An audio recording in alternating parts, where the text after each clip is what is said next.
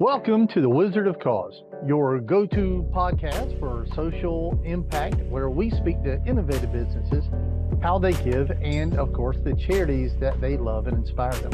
Now, whether you're an entrepreneur, a startup founder, or a business professional looking to stay ahead of the curve, the Wizard will show you how to build lasting social impact on the world. Are you ready to grow, give, and be inspired? Let's get started. Hey, are you looking to scale your business from five figures to six figures or six figures to seven figures? If you are, I have the perfect thing for you. What I want you to do today is I want you to go download a book. This book is going to take you through my 3-pillar system. It's 100% free. All you have to do is go to growfast.cash.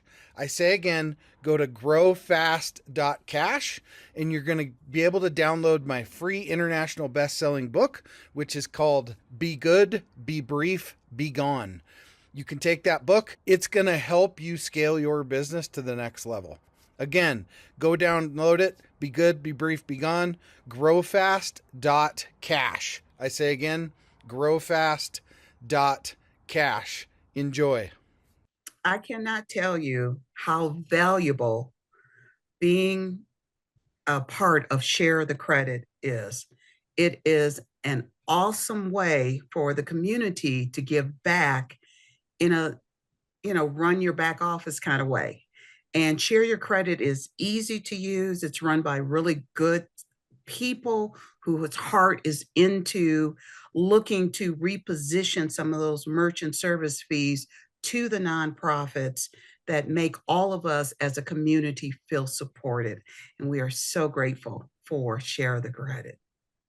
Good morning, everybody, or good afternoon, whenever you're watching this particular one today. I am here with somebody I have known for a little while, and this is Carla Vaughn. Good day to you, Carla Vaughn. Good to see you. Thank you, Will. Carla Vaughn heads up something that is near and very dear to my heart. I weird her out sometimes because when she's talking, I say, Carla, you're walking around in the back of my head. Carla heads up Financial Literacy First.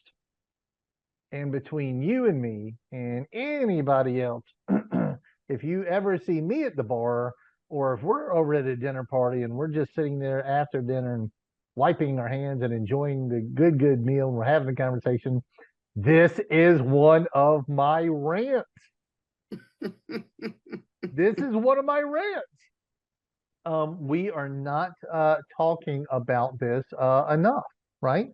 True. And that is, we have generations that don't know how to manage the dollars, the dinero, a little bit of money, and that can become a prison, right? Yes. A person can let somebody come in and put a shackle, not around their foot, not around their neck, through their wallet. And you are bound now for years, if not decades. That is my soapbox. Carla, you have the floor. Tell one, I'd say introduce yourself. I just introduced you. Tell us, give me the opening bit about financial literacy first. Who you are, what you do, why you do it.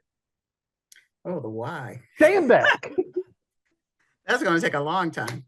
And she's going to make a joke in here, and she's going to say to get the kids out of the house. Yeah. Look on YouTube channel, Financial Literacy First. There is a funny video of me drinking a bottle of wine, talking about parents and grandparents, why our kids and grandkids need financial literacy. But I'm Carla Vaughn. I'm the Executive Director of Financial Literacy First. And our mission is pretty simple. We're a nonprofit public charity. So we're dedicated to helping individuals by giving them financial education. And we do this through events, financial IQ classes, power hours for the adults. And we also give money away. That's part of our mission, is to give money away in scholarships so that the youth can uplift themselves and make better decisions. And those better decisions need to be based on our finances as a whole. Because every time we make a decision, we don't even realize on a daily basis how many financial decisions we make. Whether it's going to go buy a candy bar. She's in the back of my head. Or it's going to buy a tank of gas, or it's paying our rent or our cell phone bill. We make financial decisions all the time. And I think because we're so conditioned, we're kind of oblivious to it, and we don't think about it until we go to our online banking or get an alert on our phones that says your account is below $100 or whatever the case is. Okay. Then it's like, oh my gosh, maybe I shouldn't have spent all that money buying that new dress that I really don't need. So financial literacy first has been around. We've been a nonprofit since 2018, and we really want that dedication, not just for financial education, but that step further, which is the impact being, let's make better decisions. That's what we really want to accomplish, making better decisions, you know. And I think my why, everybody has a why, right, Will? You have a why for share the credit and what you're doing and how you're doing it and all like that. We all have our whys. One of my whys, we just started at Royal Public Schools yesterday. Oh, cool. And there are our second group that we're dealing with the youth.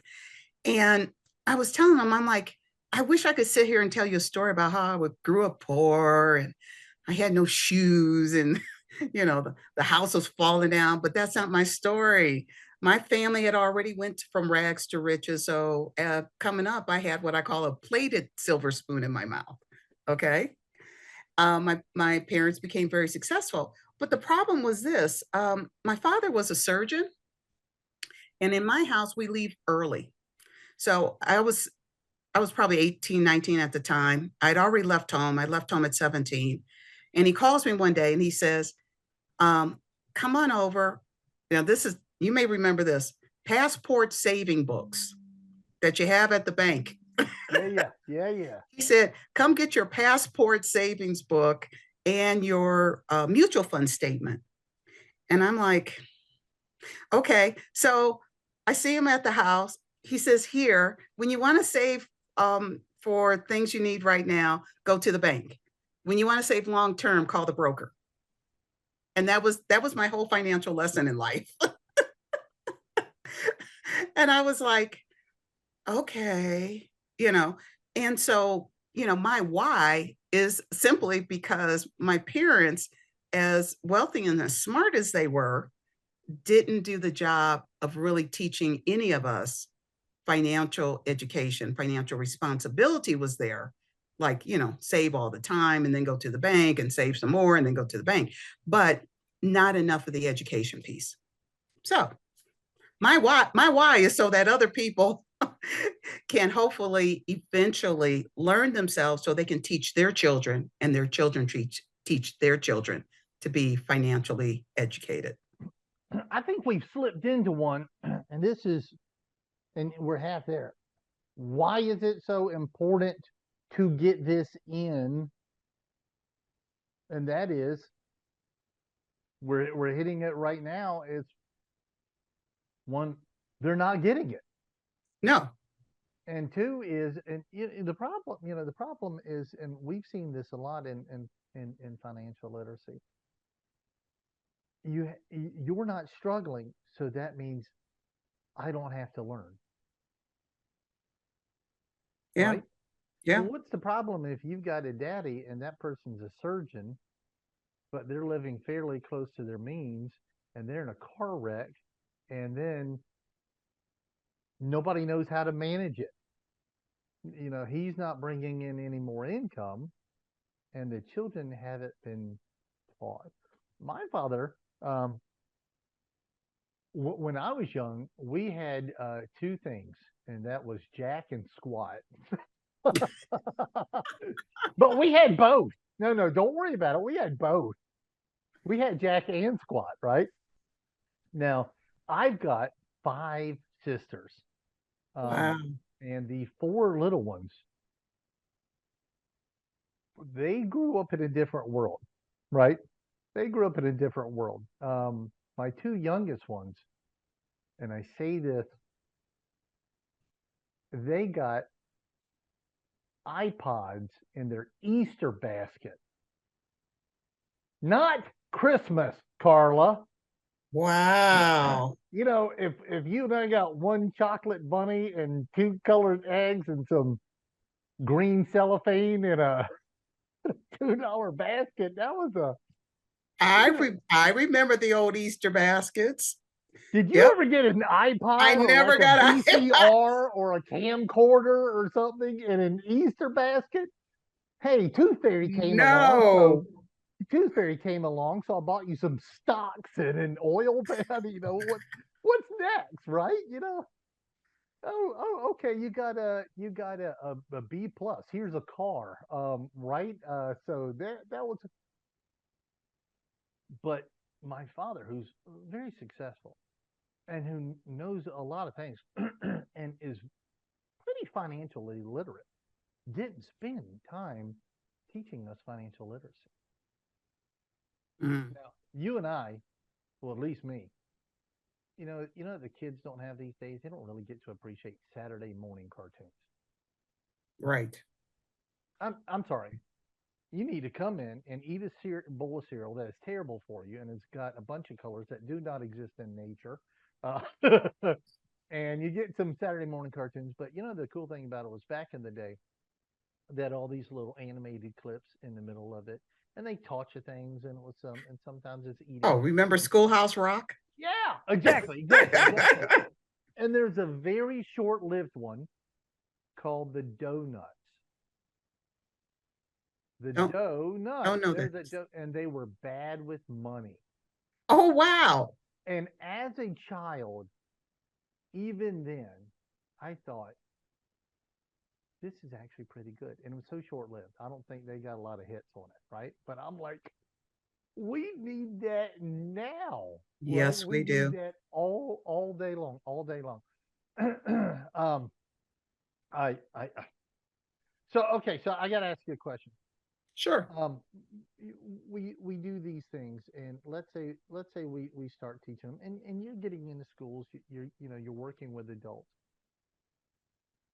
We go in, and a number of businesses I know, we go in, and the big thing we ask nowadays, I remember the first time I had to ask for the acronym, because they use it especially in social media all the time.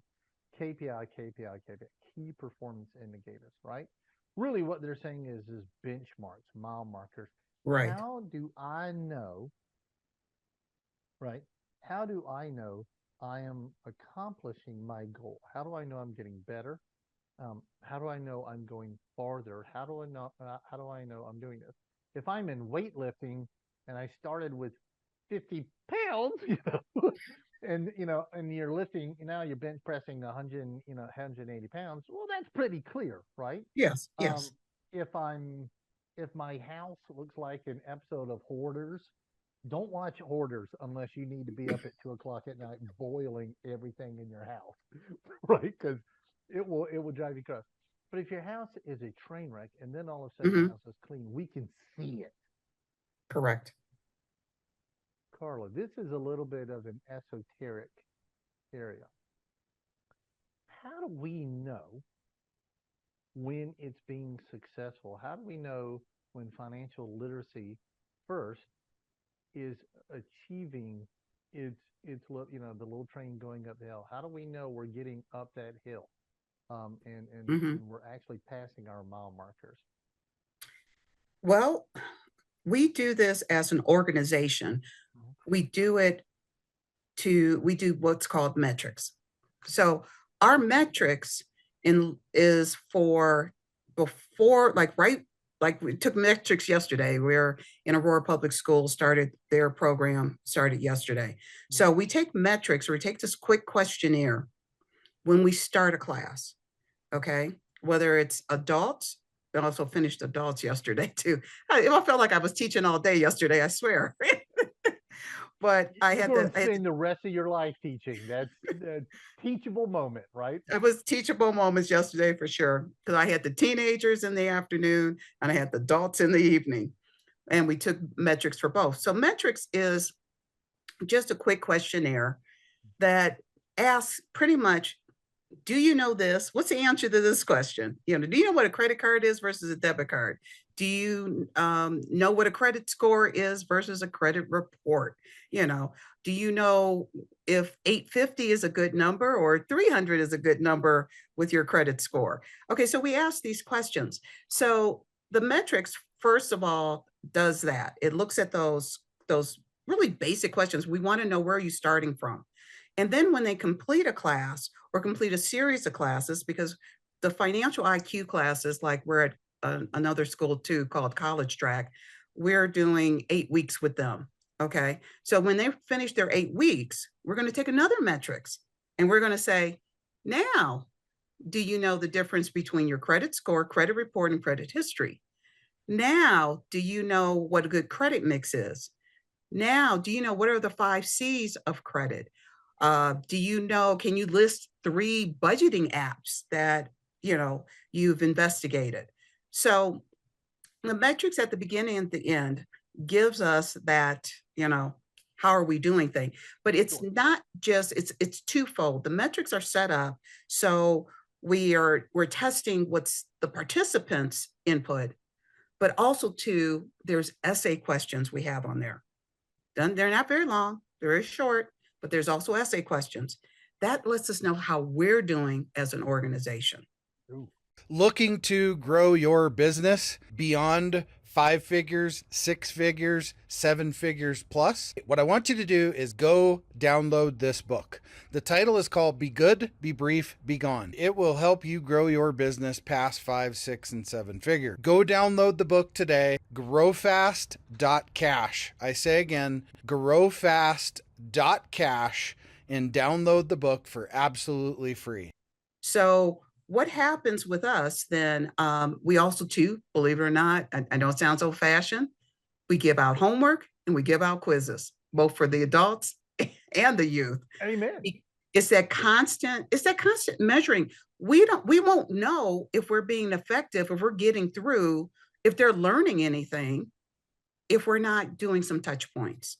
So these are our touch points. It's metrics, it's quizzes, it's things like that, to help us understand, like, maybe there's something that we could do better. It's going to show up in the metrics.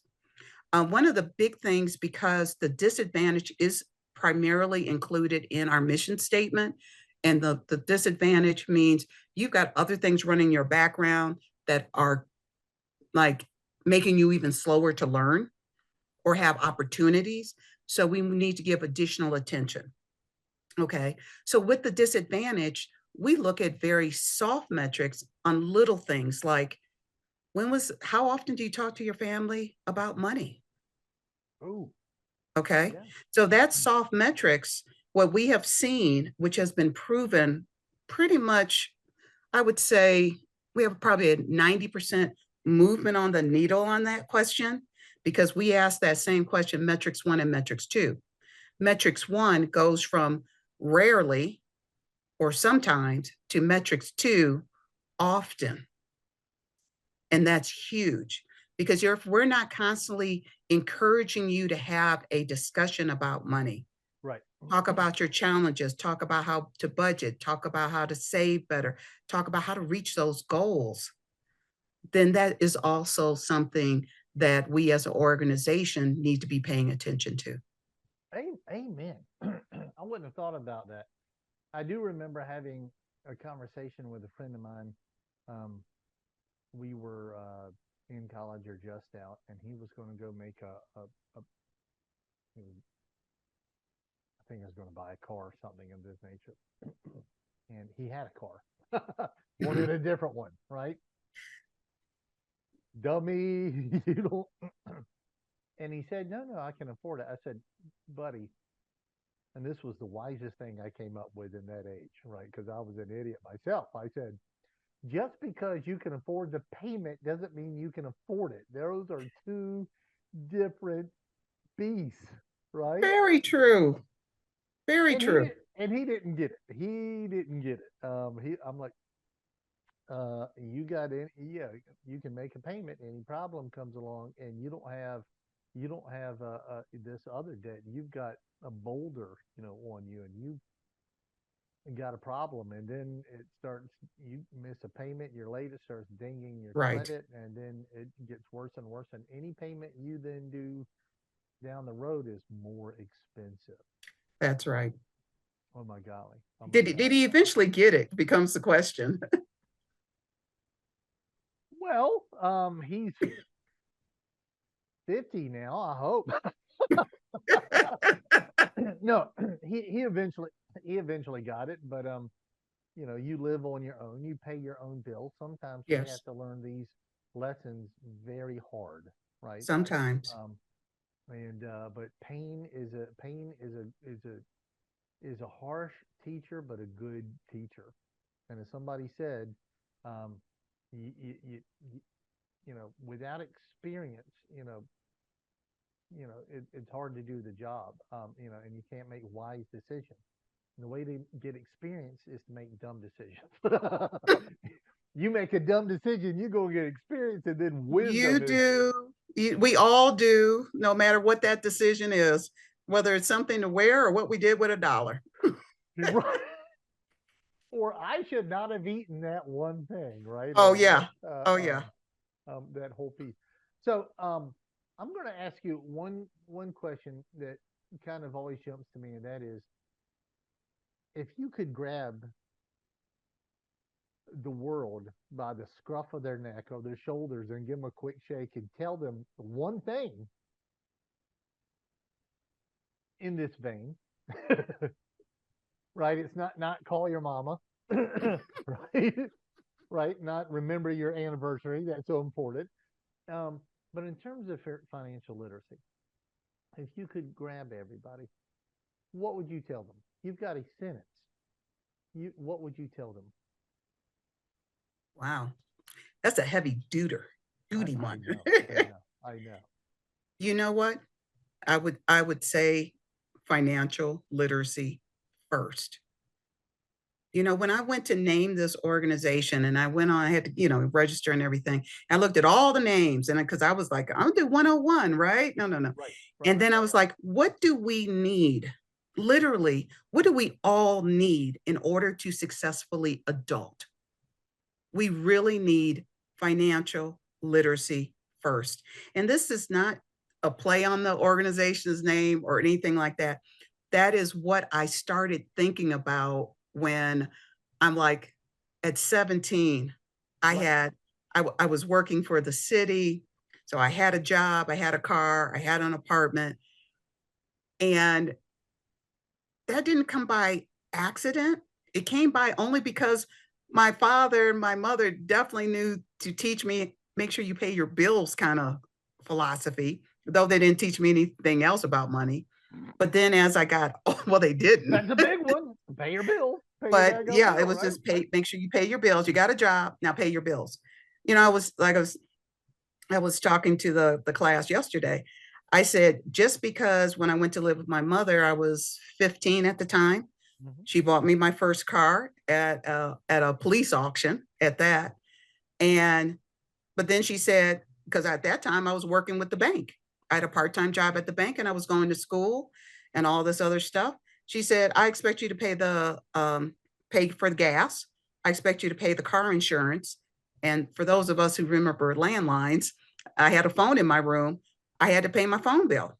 Oh, Okay. So there was no free ride, you know. And I think that is the one thing I could say to anybody out there who wants to adult. If you're really going to be an adult, if you're really going to transition from being this kid, this teenager, or if as an adult you're going to step up your game, That's responsibility. When you take on more and more responsibility for yourself and for those that need you, that is you putting financial literacy first. That is making better decisions and knowing your needs from your wants and navigating to get the education, to find the skills. And also, too, the back end of that is not to kick yourself when you've made a mistake. You learn from your mistakes and move on. You just Okay, got so a if you little blew your experience. budget That was a one dumb month, decision. You just got a little experience. there you go. You get the little experience part. So don't kick yourself if you fell off your budget or you blew a couple of bucks. That's okay. Guess what? You can recover. From this moment on, we have an opportunity and we have a responsibility to ourselves to constantly improve and change our world so we can make this a better place. Amen. Golly, golly. I'd pay for that speech right there. I would. Hey, I would. you don't want to ask me to get on this soap opera. Don't get me started. I could keep on going. I'll tell you something. I'll tell you something I did with my own children. That is, when they hit 10 years old, I said, the free ride's over. And we're not hurting for money, right? I mean, I'm completely in the financial world, but I have to start training them. And they're like, Right. what is it? What does that mean? And I said, um, Daddy doesn't buy you everything anymore, right? I'm going to kiss you to sleep every night. I'm going to tell you I love you. I'm going to sit down with you. Your food and everything is here at the table. But if you want something, Daddy doesn't just go and buy it, right? I mean, you're going to get something for Christmas. You're going to get something for your birthday. You will never get an iPod or it's a version for the Easter basket. Yes. You're getting a chocolate bunny. Um, I said, but you have to bring it to me and give me a business case and say, Daddy, I want, and I'm in the deep, deep South, so I'll be called Daddy until I'm 90, right? Until I'm dead. I'll be referred to posthumously as Daddy. um, I say, if you want something, you've got to say, Daddy, I want this. And I think if I do this, right? And now it's not always financial, right? Like I've got to read. They have to read every day. They have to play their instrument every day. They've got to do something. But if I read X number of books, extra to over and above in this period of time, if I do this or yada yada, or is there, I want to do these extra chores, is that enough to earn that?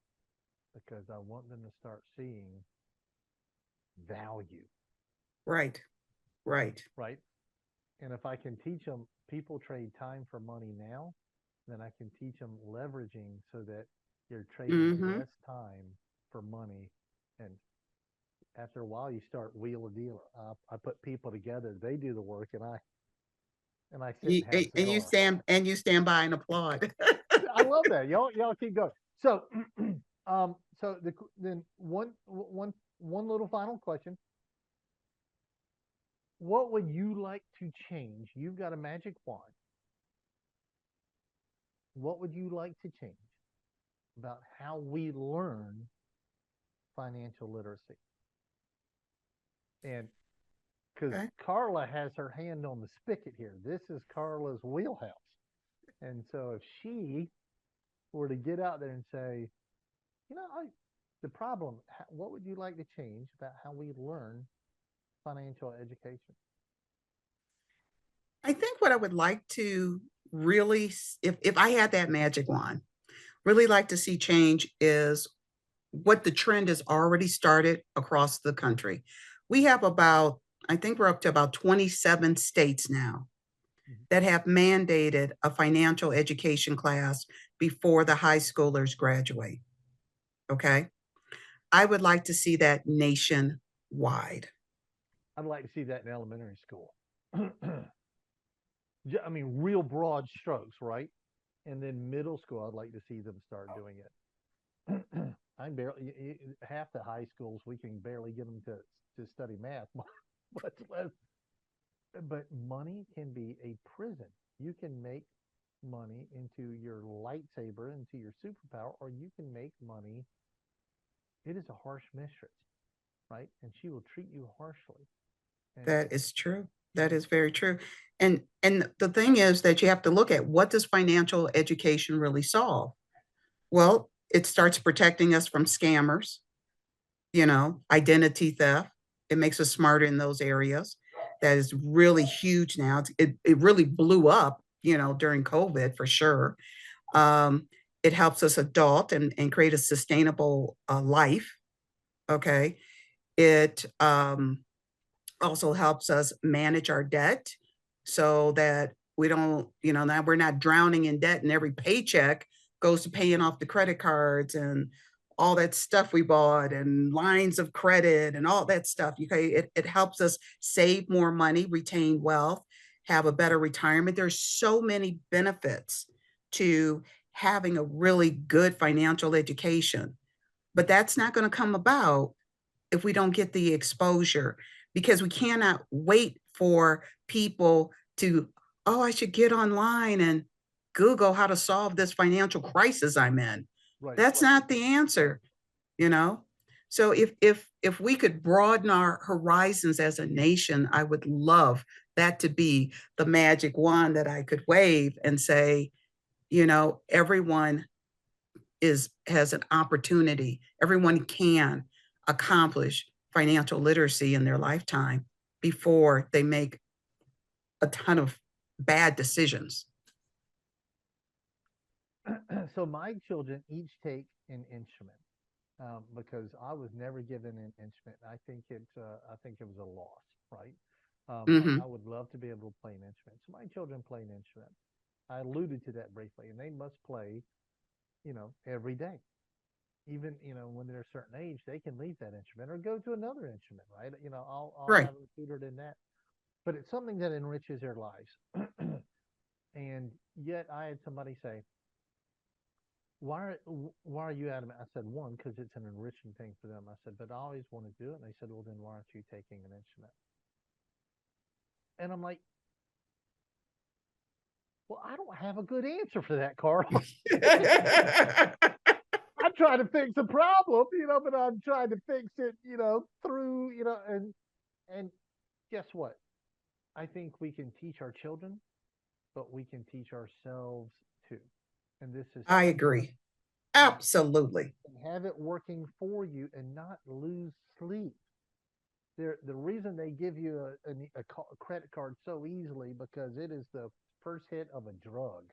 First couple of hits are free, and then they've Yes. got they've got a shackle through your backside, through your wallet, right? And then you Mm-hmm. have to just pay them their fees just to keep alive. I'd rather this be started early and taught the world.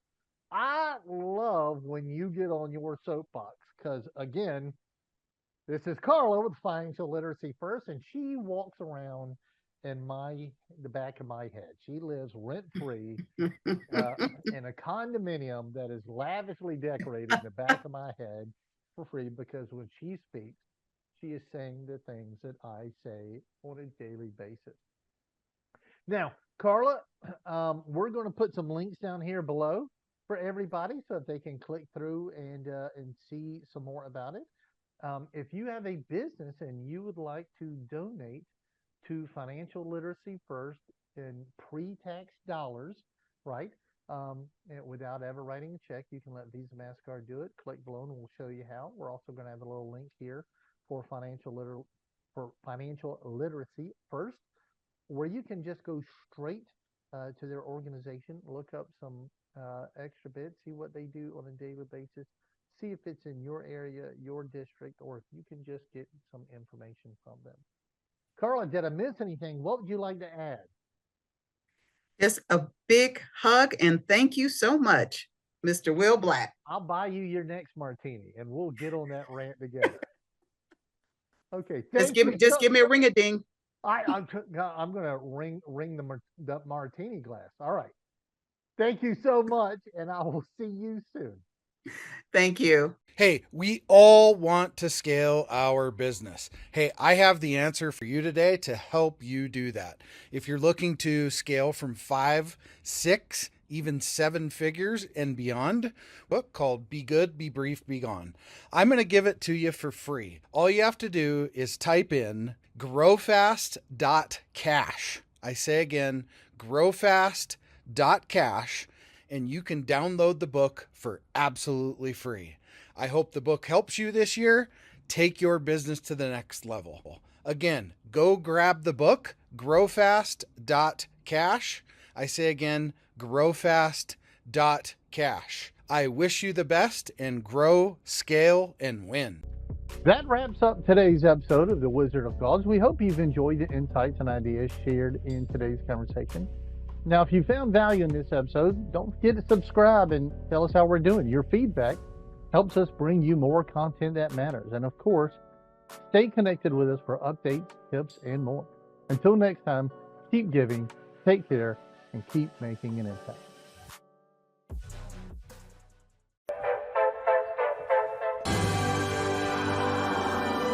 There it is. Magnum. Holy moly. Yeah, baby! That's what I've been waiting for! Dear God. It's beautiful.